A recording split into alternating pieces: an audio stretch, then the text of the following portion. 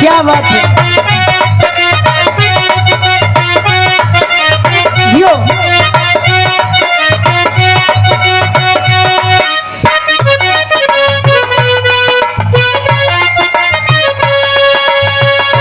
बड़ी बढ़िया गीत के संकेत करते हैं वहां से भी आप लोग सुनबे भैया।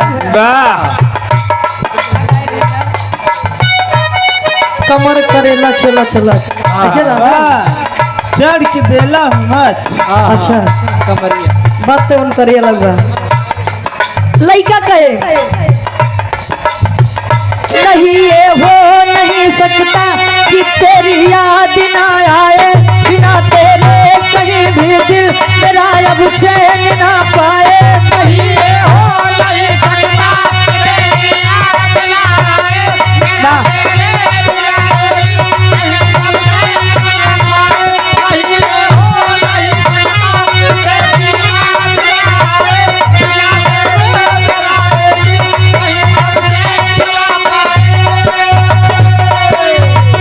नहीं ये हो नहीं सकता कि तेरी याद ना आए बिना तेरे कहीं भी दिल तेरा अब चैन ना पाए।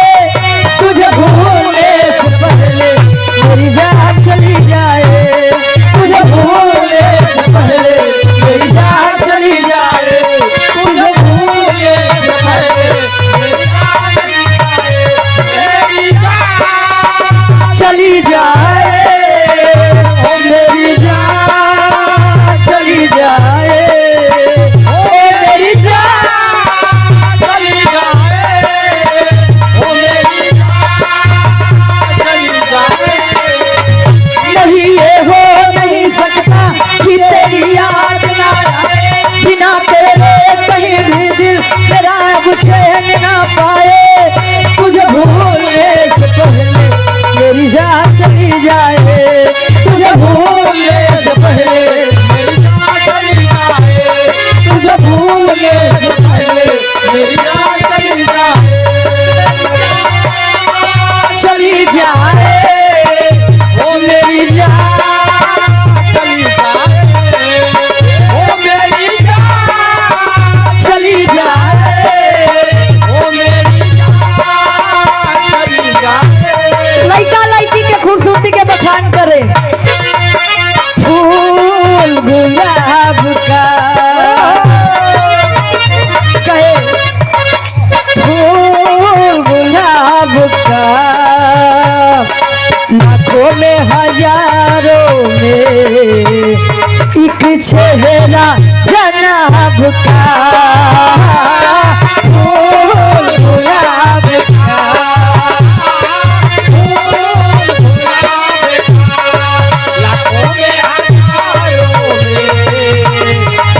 चेहरा जनाब का फूल गुलाब कब लड़की कहे झोंके सुरूर के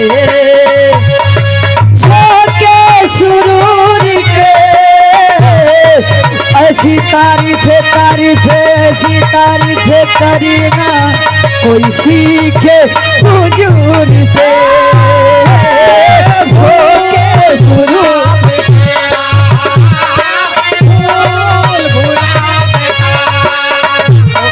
हजारों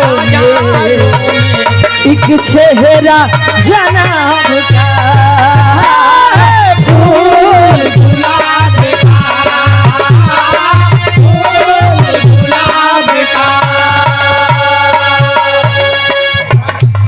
मां सादा पेट्रोलियम एसपी पता 700 बाईपास थानापुर डीलर जय सिंह यादव जी पूरे भोपाली फूलपुर प्रयागराज से 100 रुपए का महान आशीर्वाद। क्या बात है पालकी में हो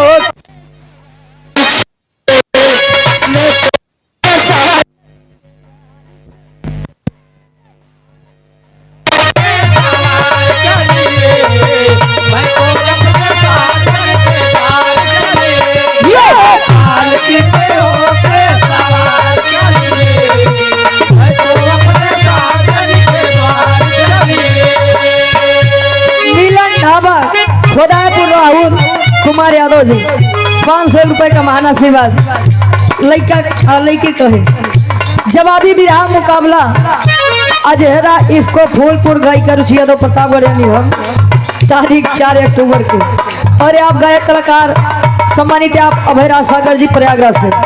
अध्यक्ष श्री बनवारी लाल यादव जी 100 रुपए का महान आशीर्वाद। आप लोग कार्यक्रम में उपस्थित होकर कार्यक्रम को सफल बनाइएगा। कहे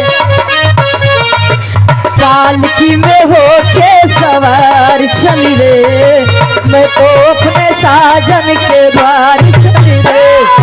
पालकी में होके सवार चली रे मैं तो अपने साजन के द्वार चली रे। पालकी में होके सवार चली रे मैं तो अपने साजन के द्वार चली रे। कोई रोक सके तो रोक ले, कोई रोक सके तो रोक ले, मैं नाचती छम छम छम छम छम। पालकी में होके सवार चली रे मैं तो अपने साजन के द्वार चली रे। पालकी में होके सवार चली रे मैं तो अपने साजन के द्वार चली रे। पालकी में होके सवार चली रे मैं तो अपने साजन के द्वार चली रे। पीले पीले ओ मोर राजा पीले पीले ओ मोर जानी पीले पीले ओ मोर राजा पीले पीले ओ मोर जानी पीले पीले ओ मोर राजा पीले पीले ओ मोर जानी। लड़का कहे यार की है यारी निभानी यार की है यारी निभानी। पीले पीले ओ मोर राजा पीले पीले ओ मोर जानी पीले पीले ओ मोर राजा पीले पीले ओ मोर जानी। लड़का कहे ओ मोर राजा पीले पीले ओ मोर जानी। पानी में मिले तो लगे पानी जैसी पानी में मिले तो लगे पानी जैसी पानी में मिले तो लगे पानी जैसी पानी में मिले तो लगे पानी जैसी जिस्म में मिले तो लगे जवानी जैसी जवानी जैसी।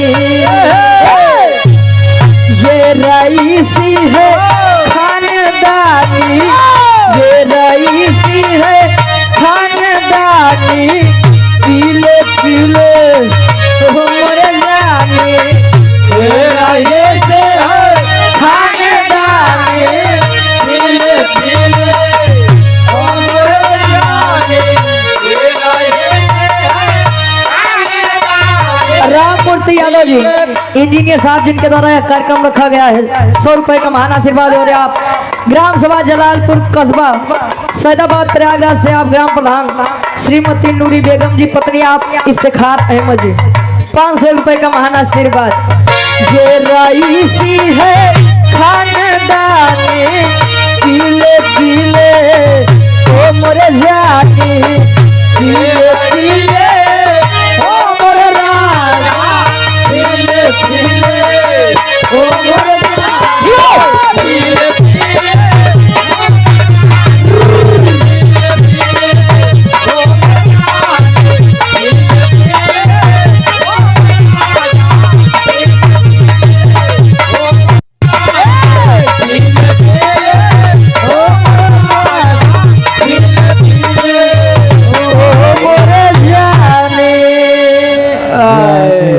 बस करो।